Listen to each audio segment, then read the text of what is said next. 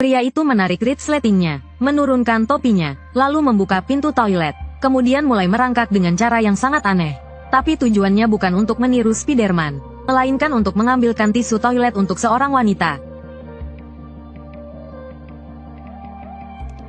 Ini.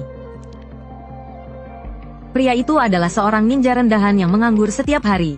Agar kemampuan ninjanya tidak tumpul, ia sering menusukkan tusuk gigi ke dalam rokok, lalu memasukkannya ke dalam sedotan untuk berlatih meniup jarum beracun. Namun hasilnya tidak memuaskan. Saat dia merenungkan kapan dia bisa keluar dari kehidupan seperti ini, seorang ninja tingkat menengah yang menyamar sebagai kurir menghampirinya dan memberinya sebuah paket. Dia meminta pria itu untuk menyusup ke SMA untuk menjalankan sebuah misi. Tiba-tiba, tusuk gigi di langit-langit jatuh. Dengan sigap, pria itu mencoba menangkapnya. "Kok malah kena mata gue?" "Enggak." Setelah atasannya pergi, pria itu segera membuka paketnya. Dia menemukan seragam SMA, kartu pelajar, dan sebuah jaket hoodie di dalamnya. Dengan sedikit bingung, pria itu mengenakan jaketnya. Tiba-tiba dia mengerti maksud atasannya. Ternyata ini adalah pakaian ninja untuk menyembunyikan identitas aslinya. Kemudian pria itu menelepon sekolah untuk mendaftar. Namun saat telepon tersambung, dia langsung menutupnya. Biasanya urusan seperti ini diurus oleh orang tua. Jika dia yang mengurusnya, mungkin ada risiko ketahuan. Karena itu, dia turun dan menemui wanita yang tinggal bersamanya, meminta wanita itu untuk berpura-pura menjadi ibunya. Namun, wanita itu sedang mabuk dan duduk di toilet. Karena tisu toilet terlalu jauh, wanita itu meminta pria itu untuk mengambilkannya. Dia memperingatkan pria itu untuk tidak mengintip. Pria itu sebenarnya tidak ingin menuruti permintaannya, tapi dia membutuhkan bantuan wanita itu. Maka, dengan perlengkapan lengkap, dia mendekati tisu toilet dengan gaya seorang ninja.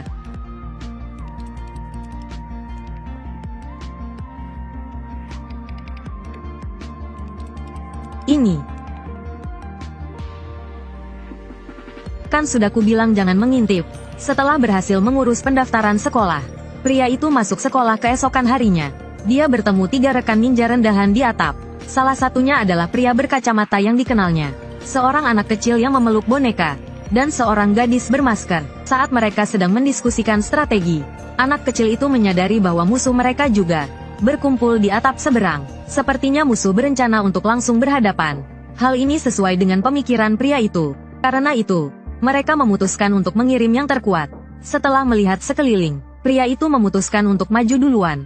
Lagi pula, pria berkacamata itu terluka. Anak kecil itu masih terlalu muda dan kurang berpengalaman. Dan gadis bermasker lemah dalam pertarungan langsung. Jadi, hanya pria itu yang cocok untuk pertarungan pertama. Kemudian mereka mulai menganalisis susunan musuh. Secara logika, gadis berambut pirang, yang bertubuh besar adalah yang terkuat. Namun, pria itu tidak sependapat. Dalam situasi seperti ini, gadis berambut pirang biasanya adalah orang kedua terkuat. Yang benar-benar kuat pasti wanita yang duduk di tempat yang lebih tinggi. Dia bisa berubah ke bentuk akhirnya seperti Frieza, dan riasan tebalnya menjadi tipis. Setelah memberikan beberapa instruksi kepada ketiganya, protagonis pria itu melompati pagar, dan menuruni pipa. Pertarungan ninja modern akan segera dimulai.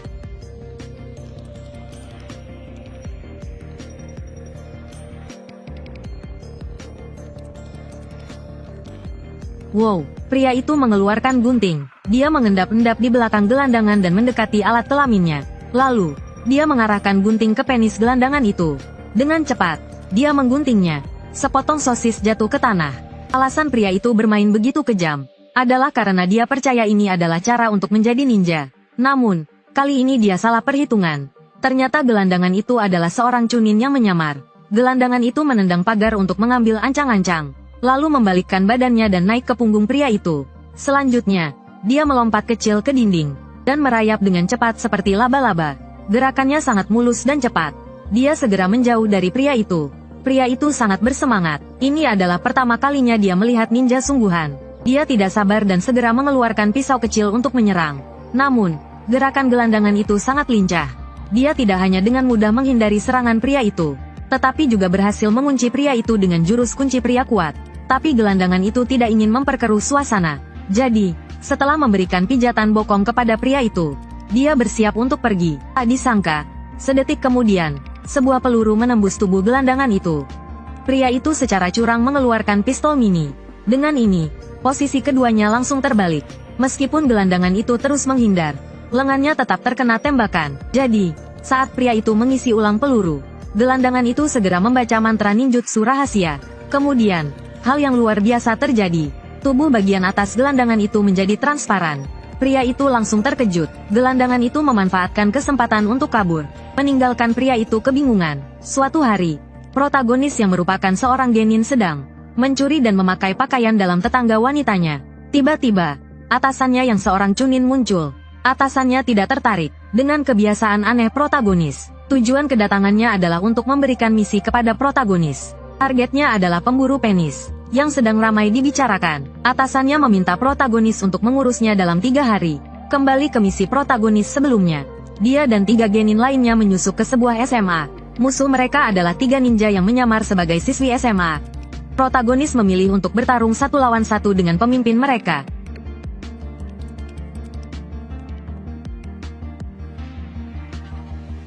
Wanita itu mengeluarkan pisau lempar dan mengklaim bisa dengan mudah menembus pakaian ninja protagonis. Namun, protagonis dengan tenang memintanya untuk melihat punggung tangannya. Ternyata ada sinar laser yang mengarah padanya. Kemudian, protagonis mulai mengarang cerita. Dia mengatakan bahwa jika dia memberikan sinyal rahasia untuk mengaktifkan senjata rahasianya, lengan wanita itu akan menguap. Seperti dugaannya, wanita itu mulai panik. Tapi dia tetap nekat menyerang. Padahal, sinar laser itu hanyalah mainan yang digunakan oleh rekan protagonis. Senjata rahasia itu hanyalah kebohongan. Semuanya hanya untuk menekan wanita itu. Kemudian, protagonis menggunakan ninjutsu untuk membuat tubuh bagian atasnya tak terlihat. Lelucon sekali. Itu Marichi terbaru. Sama seperti informasi yang bocor dari kepolisian. Hanya menutupi tubuh bagian atas. Bagian tubuh lainnya sama sekali tidak tertutupi.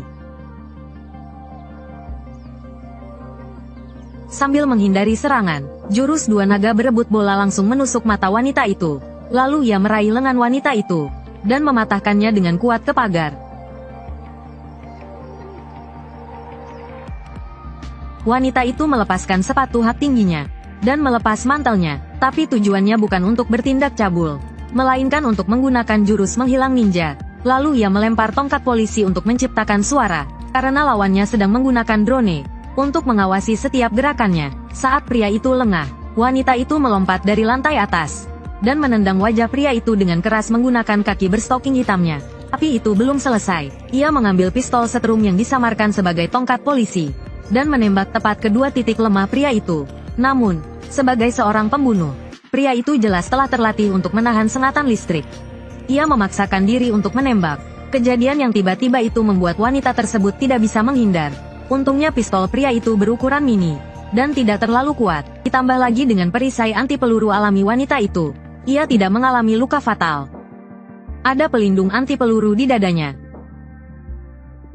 Bahkan peluru 22 LR pun tidak bisa menembusnya. Keren, semuanya berawal dari pembunuh mesum ini. Untuk menjadi lebih kuat dan melawan ninja, ia berkeliaran di jalanan setiap malam. Setiap kali ia melihat seseorang buang air kecil di pinggir jalan, ia akan memburu penis mereka, karena ia mendengar desas-desus bahwa itu adalah cara terbaik untuk memancing ninja, meskipun alasan teoritisnya sama sekali tidak masuk akal. Setelah merusak beberapa penis, ia akhirnya menarik perhatian organisasi ninja. Mereka mengirim beberapa ninja tingkat rendah untuk menghabisi pembunuh itu, dan tokoh utama kita adalah salah satunya. Untuk mencari tahu lokasi pembunuh, tokoh utama menggantung pakaian dalam tetangga wanitanya di depan apartemen dan diam-diam mengamati dengan jurus menghilang dari baju ninjanya. Ia menunggu seseorang yang tepat untuk terpancing. Lalu ia akan menyetrum orang itu hingga pingsan. Saat anak laki-laki itu siuman, tokoh utama menggunakan foto tetangga wanitanya yang diambil diam-diam sebagai imbalan agar anak laki-laki itu mencari informasi tentang pembunuh untuknya. Lagi pula, anak laki-laki remaja tidak mungkin menolak godaan seperti itu. Dengan begini, ia bisa menemukan pembunuhnya tanpa mengungkap identitasnya. Tokoh utama ini benar-benar jenius. Namun, saat tokoh utama sedang bercanda dengan tetangga wanitanya, ninja wanita lain mendahuluinya dalam mendapatkan informasi tentang pembunuh. Setelah memastikan pembunuh berada di lantai 2, ninja wanita itu menginjak pagar dan dengan cepat memanjat ke lantai 2 dengan gerakan yang sangat lincah. Pembunuh itu ternyata sudah siap dan mengeluarkan pistol mininya. Setelah menghindari satu tembakan, ninja wanita itu segera melemparkan shuriken khusus dan memaksa pembunuh itu turun ke bawah. Lalu ia meluncur ke posisi pembunuh tadi. dan ingin terus menyerang. Namun, ia dihentikan oleh tembakan pembunuh. Saat itu, ninja wanita akhirnya menyadari ada yang tidak beres. Ternyata pembunuh itu terus mengawasi gerakannya dengan drone, lalu ia melepaskan sepatunya, melepas mantel, menggunakan jurus menghilang.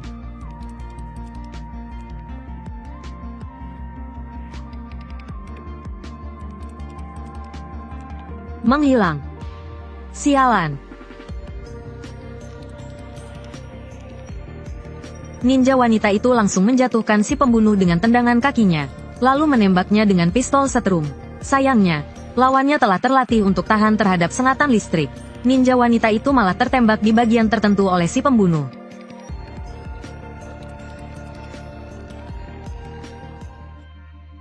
Saat si pembunuh mengisi ulang peluru dan bersiap menembak lagi, tiba-tiba muncul ninja rendahan lainnya. Yoyoku, dicuri. Kalian kenapa berantakan begini? Apa kalian salah lawan? Yang terkuat muncul terakhir. Mana tepuk tangannya? Tidak ada tepuk tangan, belum pernah melihat cara curang separah ini. Jurus rahasia air. Pak Guru, lantainya. Jangan lihat pria ini begitu konyol. Identitas aslinya adalah ninja rendahan. Dia menyusup ke sekolah untuk menjalankan misi organisasinya. Tapi untuk tetap di sekolah, protagonis harus lulus ujian masuk. Dan bersamanya ada seorang siswi nakal. Guru berharap protagonis mencukur jenggotnya. Mendengar itu, protagonis langsung mengarang cerita. Mengatakan ibunya bekerja di pekerjaan khusus. Menghilangkan bulu seluruh tubuh membutuhkan pisau cukur. Karena itu dia terpaksa memelihara jenggot. Mendengar itu, guru sedikit canggung. Dan tidak bertanya lebih lanjut. Tapi itu membuat Ono penasaran. Berpikir dia mungkin bisa melakukan pekerjaan itu untuk menghidupi dirinya sendiri. Lalu protagonis masuk ruang ujian tanpa alas kaki. Dan duduk di sebelah Ono. Itu membuat Ono merasa jijik. Tanpa disadari, semua tindakan protagonis itu ada tujuannya. Alasan dia duduk di posisi itu. Karena di lantai ada jawaban ujian yang ditinggalkan organisasinya. Dan hanya ninja yang bisa memahaminya. Namun, saat protagonis asyik menyalin, Ono tiba-tiba menemukan butiran-butiran berwarna ini. Mengiranya sebagai serangga. Melihat guru akan menyentuhnya, protagonis buru-buru mengatakan itu telur serangga berbahaya, yang akan membuat kulit melepuh jika disentuh. Dengan tipuan pintar protagonis, keduanya tidak berani bergerak. Guru menyuruh Ono mengambil sapu. Mereka tidak akan pernah menyangka itu. Hanyalah butiran beras yang diwarnai.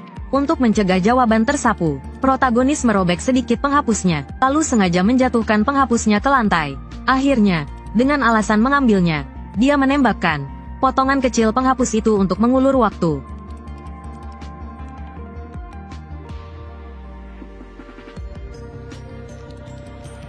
Seseorang menyentuh bokongku. Noguchi, tenanglah. Setelah beberapa usaha, protagonis akhirnya berhasil menyalin satu set jawaban. Tapi guru mulai membersihkan dengan sapu. Untuk menyelamatkan sisa jawaban, protagonis menggunakan jurus rahasia air. Jurus rahasia air, Pak Guru. Les hari ini cukup sampai di sini saja. Pak Guru, lantainya. Kumu, dia ngompol, aku akan ambil lap. Tentu saja ini belum berakhir. Si protagonis harus berpura-pura tegang untuk menghilangkan kecurigaan. Dia pikir rencananya berjalan lancar. Tanpa disangka, Ono menutupi semua jawaban dengan handuk. Ini membuat si protagonis sangat kesal. Dia terpaksa mengeluarkan jurus pamungkas. Berubah menjadi seperti ini, ujian bahasa Inggris dan matematika. Oleh karena itu, saya harap hanya nilai ujian bahasa Mandarin saja yang dilihat, dengan standar penilaian yang paling longgar. Saya mengerti, cepat pergi ke kantor. Bisakah saya anggap Anda setuju? Anda sudah berjanji padaku, kau menakutkan, kau memaksaku. Setelah ujian masuk selesai, si protagonis mengundang Ono ke rumahnya, karena penasaran dengan pekerjaan ibu si protagonis. Ono setuju, namun, yang tidak dia ketahui adalah, ibu ini sebenarnya hanya tetangga yang tinggal bersama si protagonis. Karena berbagai alasan, dia bersedia berpura-pura menjadi ibu si protagonis. Si protagonis mengundang Ono tentu saja punya tujuan, yaitu, untuk mencari tahu informasi tentang kelas yang akan dia masuki. Misalnya, jumlah kelompok kecil dan hierarki di kelas. Siapa yang berada di tingkat bawah dan atas. Atau siapa yang dibully, dan sebagainya. Si protagonis ingin tahu semuanya. Ini sangat penting baginya untuk berbaur dengan kelas dan menyelesaikan misinya. Ketika tahu Ono karena suatu kecelakaan berubah dari tingkat atas menjadi tidak jelas posisinya, si protagonis langsung tertawa terbahak-bahak. Apa yang lucu barusan? Tanpa disadari, dia membalas dendam pada Ono yang menutupi jawabannya dengan handuk. Kemudian, seorang Chunin tingkat atas dari organisasi datang dan memberikan misi baru kepada si protagonis. Melindungi teman sekelasnya yang dibuli, si Panci. Tentu saja, perlindungan ini berbayar. Tuan Kuro, kau benar-benar akan melindungiku, kan? 500 yen sekali. Masih bayar, kalau teman, seharusnya gratis. Karena ini pekerjaan. Kemudian, si protagonis mengetuk pintu rumah Ono. Ingin mendapatkan lebih banyak informasi tentang si Panci darinya. Bagaimana kau tahu rumahku? Kau tanya kenapa, aku mengikutimu pulang diam-diam. Baiklah, jangan mengikutimu diam-diam. Tapi yang mengejutkan si protagonis. Keduanya ternyata teman masa kecil. Dan alasan si Panci dibully. Ada dua. Pertama, kepribadiannya yang penakut. Kedua, dia ketahuan mengintip toilet wanita. Di hari pertama sekolah, si protagonis berhasil masuk kelas. Sebagai murid pindahan. Dan seperti dugaannya, si Panci diganggu oleh berandalan. Dia disuruh untuk tidak lewat di depannya. Dan harus memutar lewat pintu belakang untuk sampai ke tempat duduknya. Melihat itu, si protagonis bertindak. Dia menjepit kaki si Panci dengan jari kakinya, lalu menginjak kaki si berandalan dengan keras. Aduh, sakit, brengsek kau. Bukan, aku tidak sengaja. Kakiku bergerak sendiri. Karena kejadian ini, si berandalan menyimpan dendam. Memanfaatkan gadis tercantik di kelas untuk memancing Guogai ke tempat sepi. Kenapa kamu ada di sini? Bukankah Azuma yang memanggilnya ke sini? Yamada. Eita, semangat ya, sampai jumpa. Tepat saat berandalan itu akan menyerang Guogai, sang tokoh utama datang tanpa alas kaki. Kau,